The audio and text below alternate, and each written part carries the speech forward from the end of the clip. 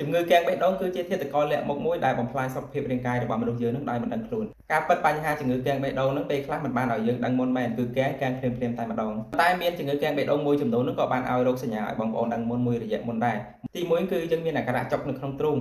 ពេលខ្លះទៅបងប្អូនមានអាការៈមួយគឺស្ទះឬក៏ថប់ផ្លូវដង្ហើមពេលបងប្អូនធ្វើការហត់តើតើមានការកកច្បាច់បានបងប្អូនមានអារម្មណ៍ថាស្រួលខ្លួនពេលខ្លះទៅបងប្អូនមានការបែកញើសនឹងខុសពីធម្មតាហើយការគេងបងប្អូននឹងគឺមិនសូវស្ងប់ដូចមុនទេមានអារម្មណ៍ថាស្ទះឬក៏ថប់ផ្លូវដង្ហើមបើសិនជាបងប្អូនកំពុងតែមានសញ្ញាទាំងអស់ហ្នឹងដែលកំពុងតែសង្ស័យថាខ្លួនឯងកំពុងតែមានបញ្ហាបេះដូងអត់ល្អហ្នឹងប្រញាប់រុះរាន់ទៅប្រឹក្សាជាមួយនឹងដុកទ័រជំនាញផ្នែកសុខភាពបេះដូងហ្នឹងដើម្បីឲ្យបងប្អូនដោះស្រាយក៏ការពារថែទាំកុំឲ្យមានបញ្ហាបេះដូងនៅថ្ងៃក្រោយនៅក្នុងវីដេអូនេះប្រៀបដូចជាសារមួយដែលដាស់តឿនឲ្យបងប្អូននឹងថែរក្សាសុខភាពមិនត្រឹមតែបេះដូងទេគឺរាងកាយយើងទាំងមូលតែម្ដងឆ្លៀតពេលនៅក្នុងការទៅឆែកសុខភាពឲ្យបាន3ទៅ6ខែឲ្យបានម្ដងមួយឆ្នាំឲ្យបានយ៉ាងតិចក៏2ដងដែរដើម្បីថែរាងកាយក៏ដូចជាសុខភាពបងប្អូនទាំងអស់គ្នា